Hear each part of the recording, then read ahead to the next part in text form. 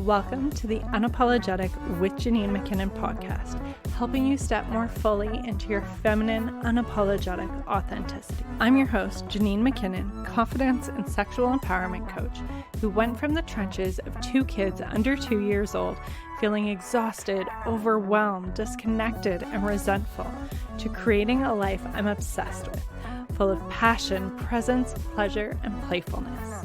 I love myself, I love my marriage, I love my kids, and I love my life. And I want to help you feel the same level of love and fulfillment in your life. Here you can find inspiration and tools taken from my one-on-one coaching sessions and group experiences to support you in your journey. We'll cover things like societal conditioning, inner child healing, women's empowerment, and tantric and Taoist principles to inspire you to live a life you love while embodying your feminine, unapologetic authenticity. And in doing so, creating a ripple effect throughout your life, your family, and everyone you interact with. Thank you so much for being here. I'm so grateful we're able to connect in this way, and I can't wait to dig into the contents of this episode with you. Without further ado, let's get into it. Hello and welcome back to another episode inside our Embrace Your Unapologetic Authenticity mini-series. This is part 6, the final part of this mini-series, closing up a week of a brand new episode every single day, helping you to inspire you, give you those little nudges and perspective shifts to help you really strip away that societal conditioning and embrace your full unapologetic self. And so today I am switching it up a little bit and featuring a man. Usually on here they are women that I am featuring. And that said, I am not closed off. I'm open to having conversations, sharing about unapologetic stories from whoever comes up and where I resonate with their story and that I think it provides value to you. And Philip emailed me, and after we chatted and I checked out his book, I knew I wanted to have him on because his message is really about breaking free from the chains that are holding us back so we can live a life of freedom, whatever that means to us. And so we dig into all of the different chains in our full Unapologetic Stories episode coming out October 6th. So for today's episode, I wanted to bring up one that I think is very big for most people, and that is breaking free of the chains of our relationships. We are a product of who we surround ourselves with. And that makes a really big impact on our energy levels, on the way we pursue our goals, or the way we give up on things, the way we think about ourselves, and so many different things. Our relationships have a huge impact on how we live our life. And so that's why I really wanted to bring that forward in today's conversation for this last episode in the mini-series to really help bring awareness to how the relationships you have in your life may be holding you back in one way or another, and how you can make adjustments to really support yourself in moving forward and really embracing your unapologetic authenticity. So I will hop into the clip and then we can chat more after.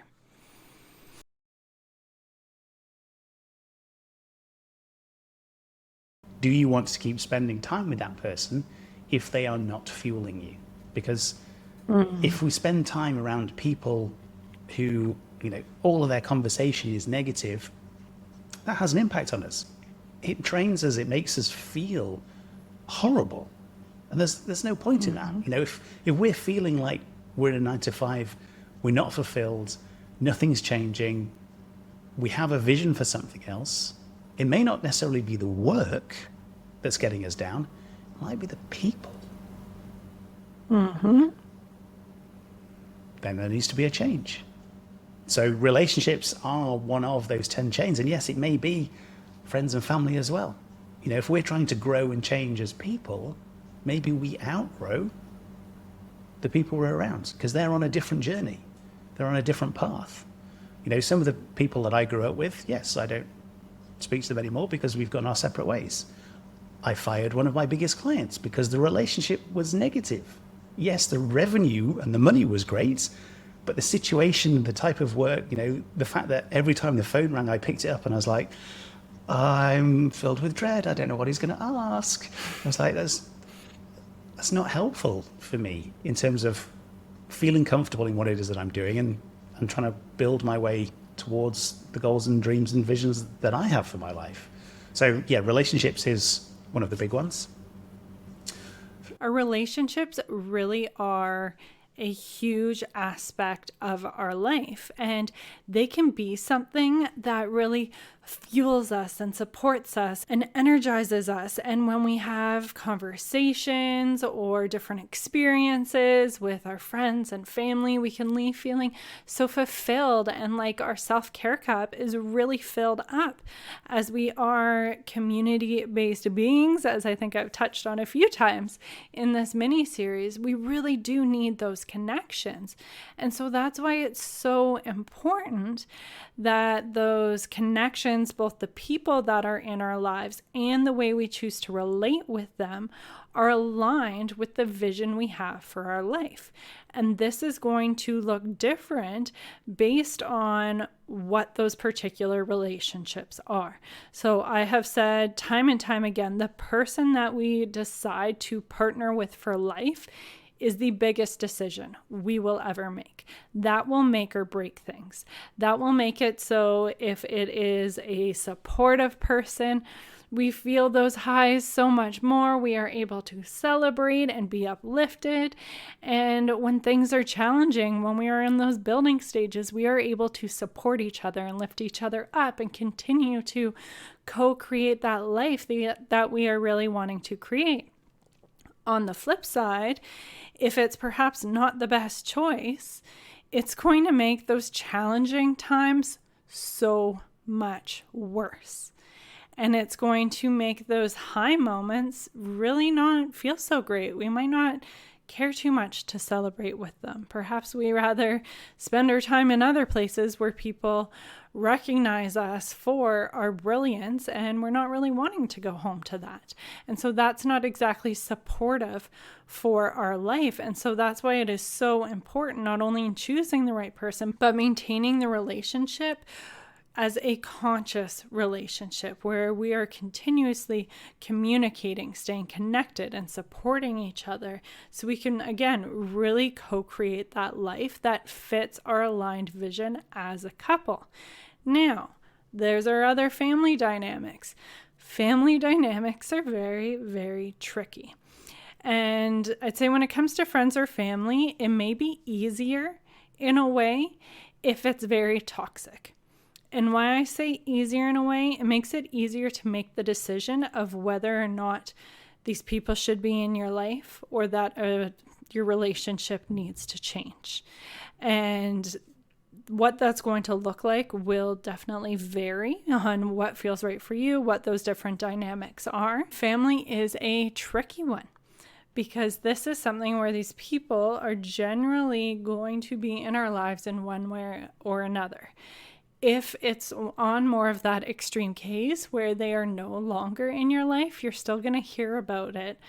You're still going to hear about them through other family members. So it definitely makes it a little bit tricky and really calls us forward to heal our wounds, to heal our triggers. I've definitely seen it circulating around on the internet as you can really tell how far you've come and how far you've healed after you go and take a visit back to your hometown or back to your family, because they are going to bring so much shit up, and it can be really easy to just fall back to usual dynamics and be very triggered and all of these different things.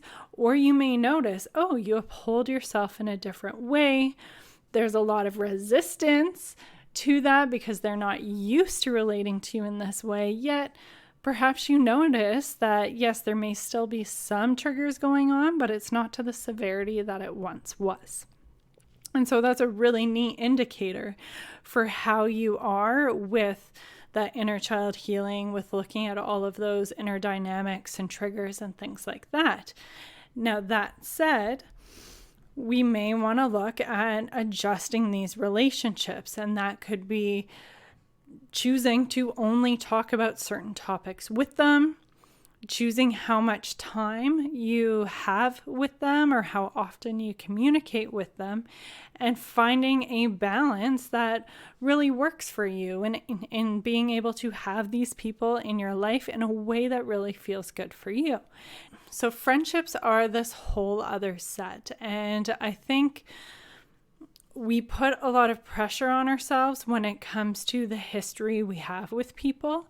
But I think when you are someone who is growing and really working on surrounding yourself with the kind of people that are either already where you want to go or going where you want to go, again, it really fuels you and supports you in moving to that place on your own and together with your crew.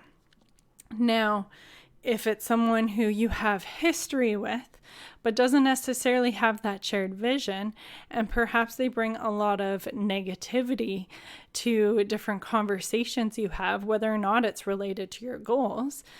It could be they cut you down when you're sharing about yourself or sharing about your goals, or they could just be super draining to be around, and that you notice they begin to suck your energy. You dread having those conversations with them.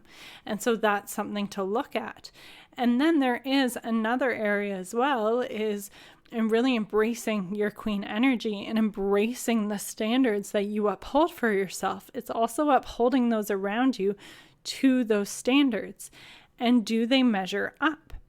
And so taking note of that, because if they are not measuring up to that, that's an indicator that there's someone that's kind of pulling you down or creating more resistance in you being able to rise up.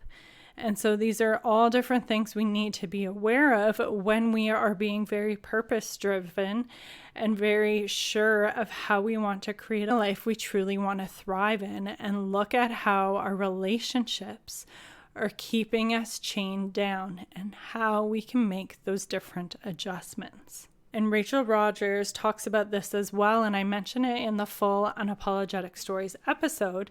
In her book, the title has completely escaped me at this moment, but it's basically about money mindset and making $1 million and millions of dollars. And she talks about doing an annual relationships audit. And so listing out all of the different people you have relationships with, and you could kind of number them or just take some time to be mindful with each person. And how is this relationship? How is it feeling? Is it feeling very mutual, very energizing, very aligned in that future vision, or is it not? And taking stock of that and then making adjustments. And it's not to say if it's not aligned, it means, cut this person off right away and have this big confronting conversation. You may also notice that when you stop putting your energy into it, things will naturally fade away. Or you can have certain conversations. Every situation is going to have different dynamics to it and a different way you're going to approach it. But it is very important to take stock of your relationships. Notice how they're either supporting you or chaining you down, and make those necessary aligned actions so you can again really create that life you thrive in. So that is kind of your home play for today's episode, and please stay tuned for our full Unapologetic Stories episode with Philip Wride out on October 3rd, where we will be digging into more of the chains that hold us back and how we can break free from them to really live a life of freedom and fulfillment. Wishing you an incredible week ahead. I will be back in just a couple of days for our regular Tuesday transmission episode. Thank you for joining us inside the Unapologetic with Janine McKinnon podcast. I hope you enjoyed today's episode. If you feel called, I would so appreciate it if you shared about this episode in your stories or left us a review to help us reach more women in their unapologetic authenticity journey. Until next time, trust your inner wisdom and make some magic.